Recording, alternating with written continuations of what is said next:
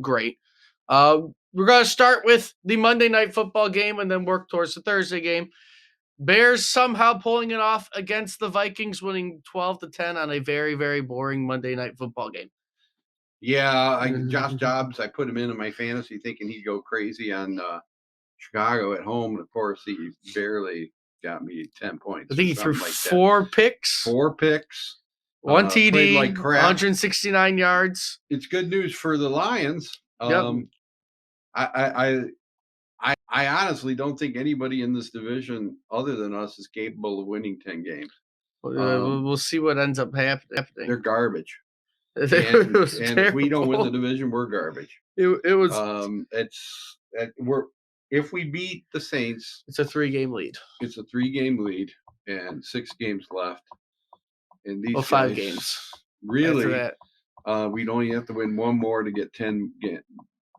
Yeah, 11. I think 11 might be the magic number. So I'm thinking 10 might be. I can't imagine we're going to have another double-digit win team in our division. It might be difficult. They're all awful. Yeah, Justin Fields threw for 27 of 37 for 199 yards. So no TDs, no interceptions, so he didn't turn the ball over. He made one giant. Yeah, they were throwing mostly short passes to. And then the one big one, the Moore at the end. Defense of Minnesota, and he made the one big play with DJ Moore to set them up for the field goal at the end. Yeah. It was atrocious. I can't. I would expect it more if it was in Soldier Field, but Minnesota at home, you can't beat Bears. I mean, and they didn't even get a touchdown. The Lions. I mean, God, it was just kind of like, what is going on? Yeah, they didn't even get a touchdown. They beat them by just kicking field goals. I'm kind of worried about that game in a couple of weeks at Soldier Field. It's going to be cold. Loss, so they really need to beat New Orleans. Going to the Thanksgiving game, we already kind of talked about it, but days afterwards, and more you think about it, the Vikings losing makes the Lions loss even hurt less. Well, it hurts less. But now you're kind of even a little bit more calmer about it, but it's still what Jordan Love had a good game. I mean, you can't say anything about it. 268, 3 TDs.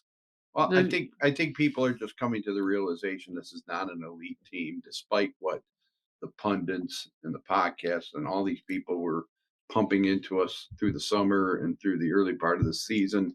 I don't know. It just seems ridiculous to get too excited about this. Like I've been saying, it win something, win the division. That's all. If you win the division, that's an accomplishment. You've done something. Yeah. You're not.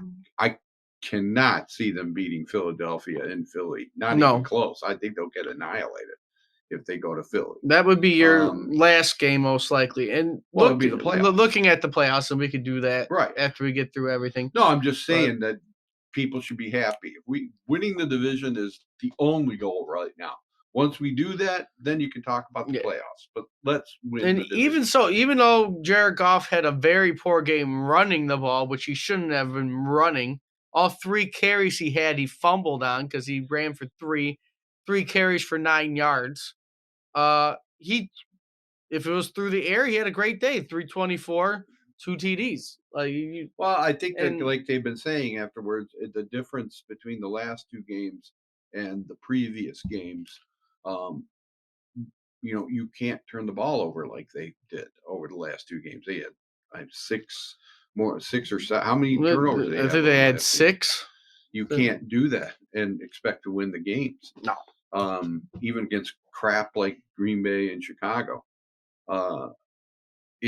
You've just got to protect that ball. And Goff should know that. I mean, I don't know what possessed him to do what he was doing. It's this simple. If your offensive line isn't working, then you got to go down. You don't have the, you can make a little bit of mobility and stuff like that to give yourself some passing lanes or something. But when you're under that much pressure, protect the ball, punt the ball away, which is another thing he didn't do. Yeah. He had another bad for it, but, he owned it. And hopefully this is going to be Dan Campbell. Every once in a while, he's going to have a brain fart and do something stupid. Sometimes when he does something stupid, it works out. Yes. But this time it didn't. Right. Like a good example, it worked in KC against Kansas City, but it did not work against the Packers. Right. Looking ahead, the Lions do play the Saints this week. They are favored by 4 in New Orleans. So, I mean, as long as they don't play like they've been playing, they should beat New Orleans. New Orleans is 5-6. Right. The They're team you should missing beat. all 3 of their starting receivers.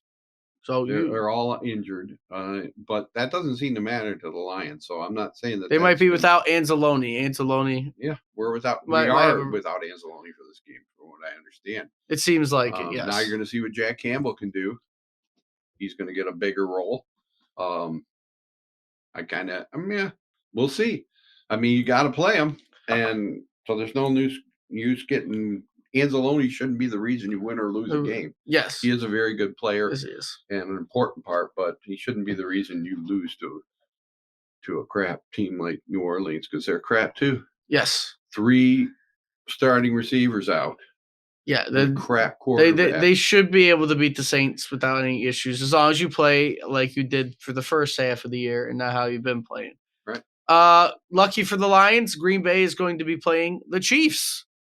So no ground gained by the Packers this week. I'm not worried. I'm not really worried. The Green Bay may make the playoffs. Maybe they might sneak in as a wild card. I'm still cheering for our old buddy Matt Stafford to make the playoffs. But he has a good opportunity to do it too, because the 7th seed wild card team will be 500. That is what I'm hoping for, that we face the Rams in the playoffs. But yes, right now we don't have to worry about the Packers gaining too much ground, because they should be 5-7 by the end of the week after facing the Chiefs at home.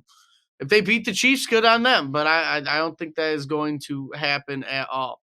The Vikings are on a bye this week, so if you do beat the Saints, you do gain ground. You'll be 3 games up, 5 games left.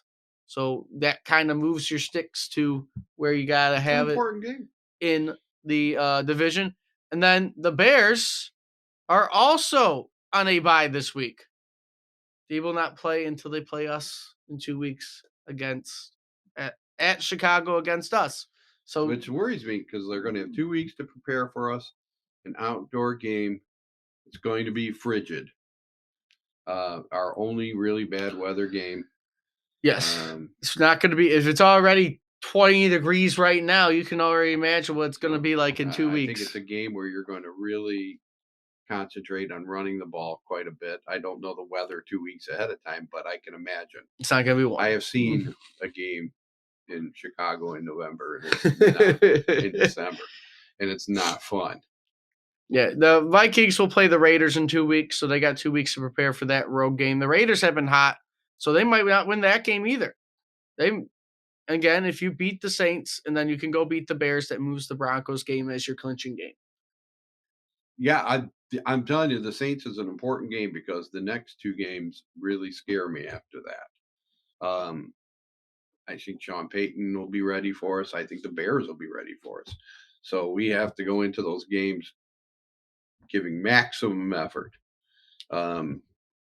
Should be no letdown at all. They're going to be good games. Yeah. If you want to look at the playoff picture before we're done here, currently, as it would go, Philadelphia has a 2-game lead on us and San Francisco. Mm-hmm. They will get that first round bye most likely. San Fran is currently going to be playing Minnesota, who is only a half game up on Green Bay. For that 7th wildcard seed, we would be playing Seattle again at home. They've been struggling as of late. They are 6-5, barely holding on to their wildcard position. Right. And then the 5-6 Atlanta Falcons, winning the South at the moment, would be facing the Dallas Cowboys.